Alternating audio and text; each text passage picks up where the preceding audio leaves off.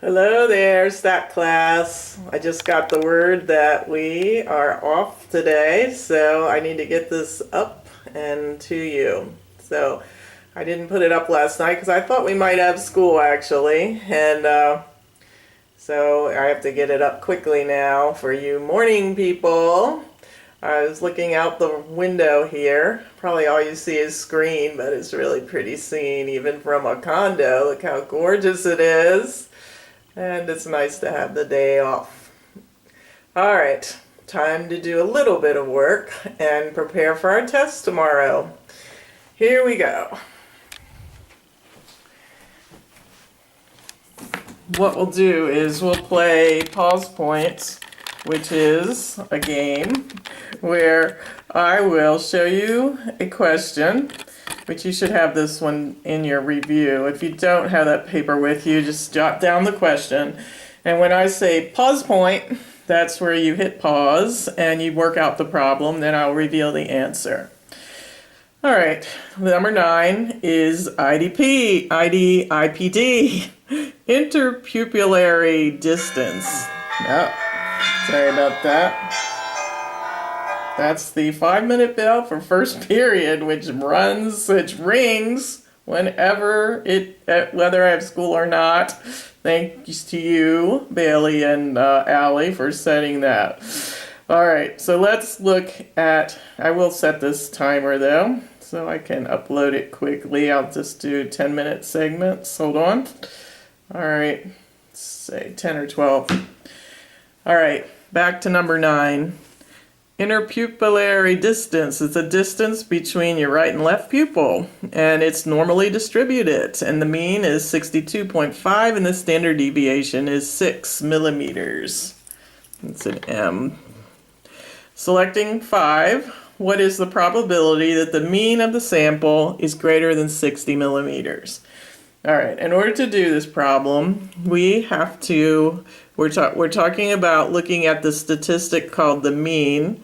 So we have to know if it's normally distributed. And we learn when they're talking about the mean, the statistic called the mean, if the population is normally distributed, so is the mean. So we don't have to do any kind of test. So we can go right to using chart A. Whenever we find that something's normally distributed, chart A is our goal. All right, so pause point. All right, working out the problem. Let's see if I can get the answer in view here. We're really looking for the probability that X bar, that stands for the mean of the sample, is greater than 60. And I know when I go to our chart that X bar greater than is anything greater on chart A is not going to work. So, because the chart always gives us less than. So when we get our number, we're going to take it from 1. So that's our final plan. In order to use the normal distribution chart, we need to normalize or standardize or change to a z-score. They're all the same thing. The value 60. And so we need to know the mean of X bar and the standard deviation of X bar. To do that, the mean of X bar is the mean of the general population because it's an unbiased estimator, and the standard deviation of X bar is going to be this. It's the standard deviation of the whole population divided by the square root of n. So let's calculate that and see what came out. I'm going to move my papers around. Sorry, you're going to be dizzy for a minute. So I think I put it in like this. So the standard deviation is represented down here. There were the old standard deviation of the whole population was 6. There were 5 in our sample, so that's represented down here. I took our score, subtracted the mean of the whole population, or of X bar as well, and divided by the standard deviation of X bar. That gave me a z of negative 0.932.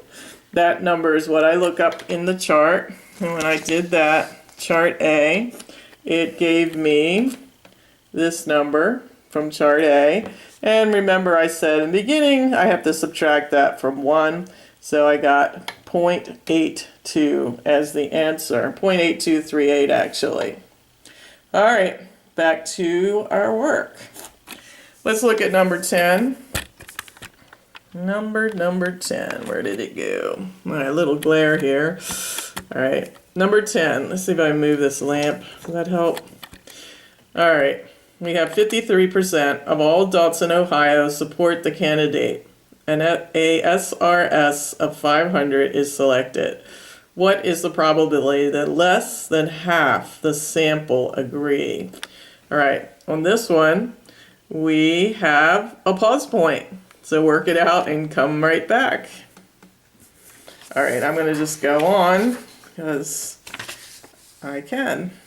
All right, I'm going to, whenever I'm asked for a probability, I'm expecting to go to the normal distribution and use chart A.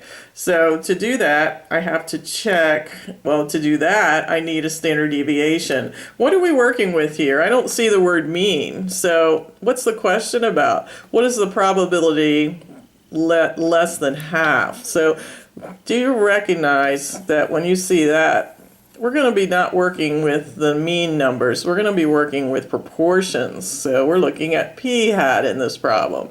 So Caleb, remember that day where you didn't know whether to use the number or the decimal? Well, up here, when we're doing a distribution of the mean, we use the number. But when we're using p hat, we're going to use the decimal, the proportion. So hopefully that helps. All right, so over here is my work. And I knew I needed a standard deviation in order to come up with a z-score. So I knew the standard deviation only works if n is greater, the whole population is greater than 10n. So our sample size was 500. So 5,000, there are more than 5,000 adults in Ohio. So I checked it off. So this is the formula for the standard deviation of p hat. It's going to be p times 1 minus p over n all under the square root. Notice it's different than the standard deviation for the one we used in number 9, because that was the mean, that was, we were using means up there. This is p hat. So the different formulation, there's different formula. Okay, so you have to memorize those and keep those straight. All right. So here's the probability that p hat is less than 0.5. That's what we really are asking in this one, because half is represented by the proportion 0.5. So I throw that into my z transformation. Our score is 0.5 minus the mean divided by this is what that equals, 0.022. All right, the standard deviation of p hat. When I threw that in, I got z is less than negative 1.34. And chart A revealed that to be 0.0901. Because we are looking for less than, I do not have to do that adjustment like I did up here with the 1 minus. That is the answer.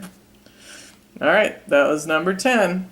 I forget how many were on your sheet, but there are more to go over. So if I don't have this one on your sheet, then just copy it on another piece of paper so you have it to do and study. All right.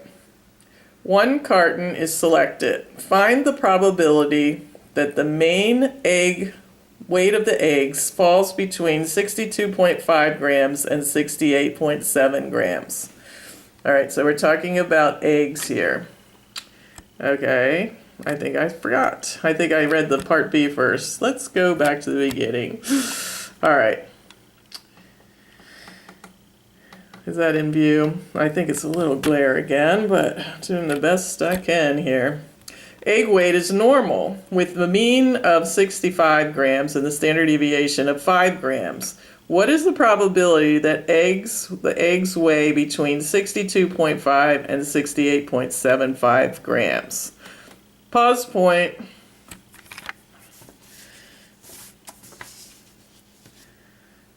All right, we do this one because we're told that x is a normal random variable.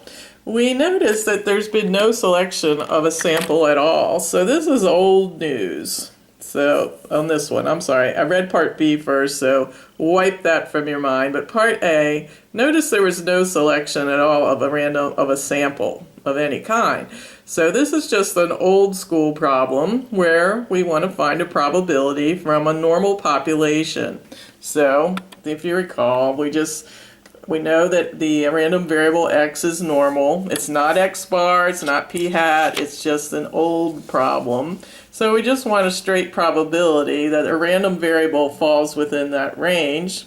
So we do a z-score on both ends. We take the 68.75 and make a z-score with the given mean and standard deviation.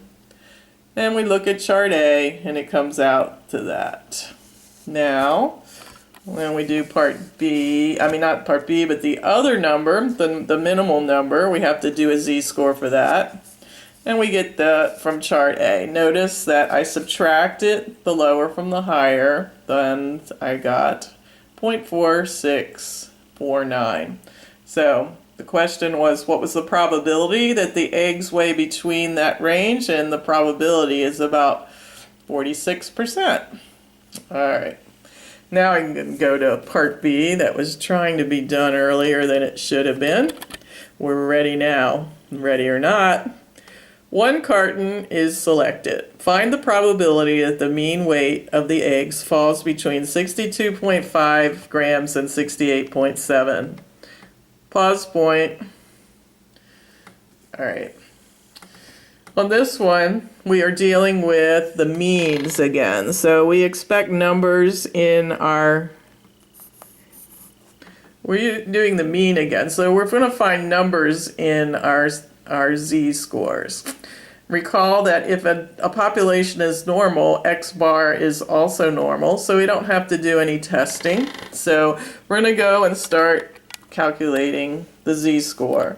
So on part B, since it was a dozen eggs, one carton, we have an n of 12. The mean is 65, and we have to figure out the standard deviation for x bar, which is always going to be this formula where you have the old standard deviation, 5, for the whole population, divided by the square root of the number, in this case 12 eggs. And that came out to 1.44. We'll need that number in order to standardize the problem. So when we do that, we look at these values. So I took the 62.5 and made a z-score out of it by subtracting the mean and dividing by the standard deviation of x bar, and did the same for the second number, 68.7. That gave me 2.6. Chart A gave me these numbers, and to find the distance between the area between the two, I subtract, and I got 0.9535. So a high probability that the eggs will fall in that range. All right, I have to shut down this part and start anew, so I'll see you in a minute.